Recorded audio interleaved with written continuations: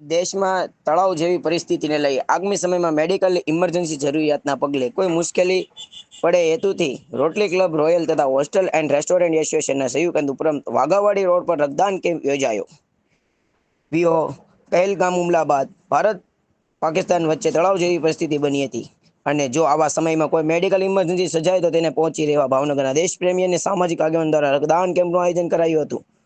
Rotary club royal તથા hotel restaurant association દ્વારા પહેલગામના થયેલા આતંકવાદી હુમલા થયેલા શહીદોને શ્રદ્ધાંજલિ આપવા માટે અને આવનારા યુદ્ધ જેવી વિકટ પરિસ્થિતિ માટે મહાભારતીના વીર જવાન અને નાગરિકો જરૂરિયાત અનુલક્ષી રક્તદાન કેમ્પનું આયોજન કરાયું છે.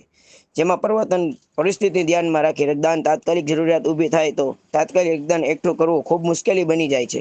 તેમાં અગાઉથી મેડિકલ ઇમરજન્સીઓ ધ્યાન રાખી rotary club royal and hotel restaurant association સંયુક્ત ઉપક્રમ વાઘાવાડી રોડ ખાતે મેગા રક્તદાન કેમ્પનું આયોજન કરાયું હતું. જેમાં મોટી સંખ્યાઓમાં રક્તદાન ભારતીય જવાનો તથા નાગરિકો રક્ષા માટે ભાગીરથ કાર્યક્રમ સહભાગી બન્યા હતા. આ કેમ્પમાં દરમિયાન આશરે 301 કરતાં વધુ બોટલ એક કરાયું હતું. રિપોર્ટર ફિરોઝ મલેક, ભાવનગર.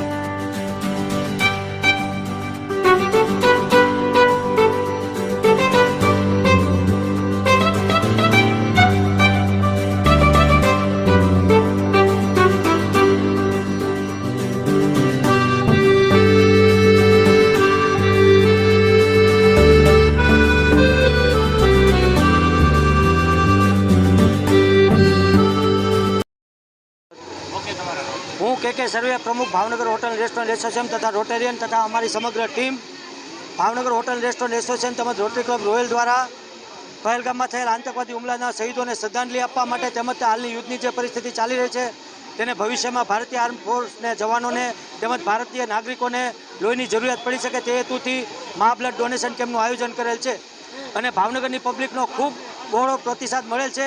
તે માટે ભાવનગર પબ્લિકનો ખૂબ આભાર માનું છું અને જય હિન્દ, જય ભારત.